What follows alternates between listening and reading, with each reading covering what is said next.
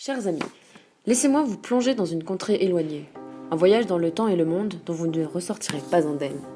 Je vais vous raconter l'histoire de 5 petits bonshommes, 3 filles et 2 garçons, amis depuis longtemps, qui partirent par un beau matin de juillet, en avion, depuis Paris, pour atterrir en plein cœur du Proche-Orient, en une terre pleine de mystères, en une terre qui s'appelle, une terre qui se nomme Palestine. Prêts à passer un mois en Terre Sainte, mais pourquoi diable quitter Paris ? La première semaine de leur projet se déroula dans une école à Aboud, petite bourgade au nord de Ramallah. Des 1300 habitants vivent dans ce village historiquement très riche, où l'on trouve des vestiges romains et byzantins, et pas moins de 4 églises. Les 5 amis avaient préparé une semaine d'activité sur le mode d'un camp scout pour des enfants qui ne pouvaient partir en vacances. Cette école chrétienne accueillait pour moitié des enfants musulmans. Le village, bien qu'entouré de colonies israéliennes, était en paix. Les activités furent variées, grands jeux par équipe, activités manuelles, préparation d'un spectacle à la fin de la semaine, le tout en français et enveloppé dans un imaginaire comme les scouts savent le faire.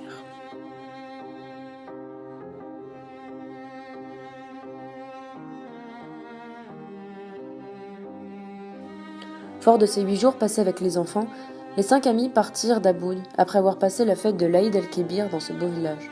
L'Aïd el-Kébir, une des fêtes musulmanes les plus importantes, lors de laquelle les familles sacrifient un mouton.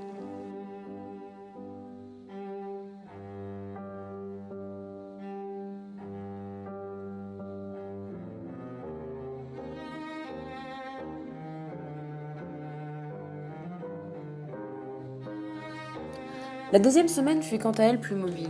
Ces 5 bonshommes, prénommés Raphaël, Sophie, Esther, Arthur et Hector, et répondant tous au nom de Pascom, partirent sac à dos sur le dos à la découverte d'associations palestiniennes.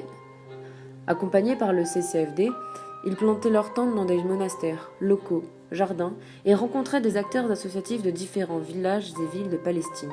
Au programme, Beersheba, Bethléem, Taïbé, Naplouse, et bien d'autres noms emblématiques de ces territoires de Palestine.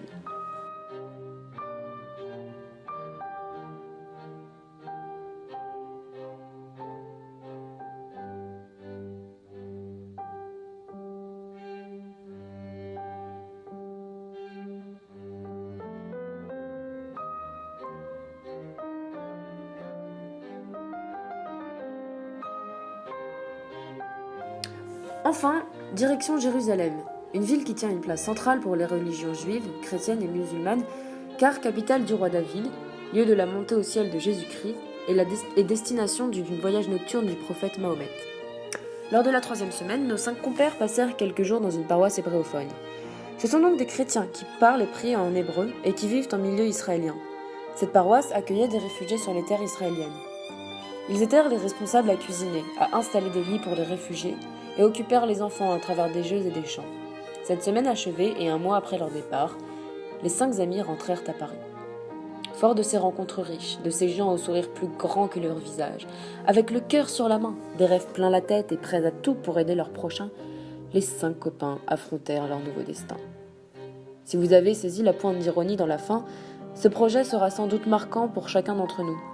Et oui, car si cette histoire vous est narrée au passé, elle ne s'est pas encore réalisée. Et c'est à vous de nous aider pour qu'elle ne soit pas que rêvée. Mais maintenant, laissez-nous nous présenter.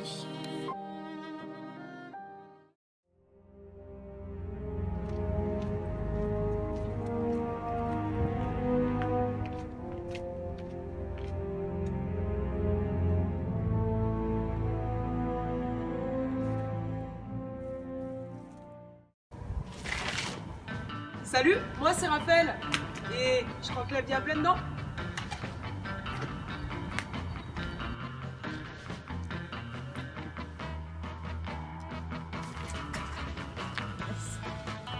Salut, moi c'est Sophie, 18 ans et toujours une farce dans la poche.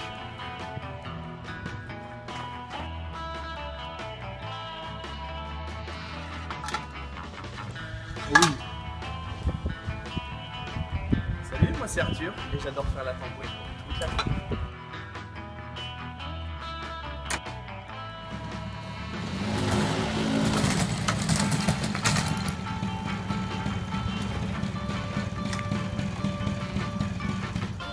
Salut, moi c'est Esther, toujours un imaginaire au coin de la tête.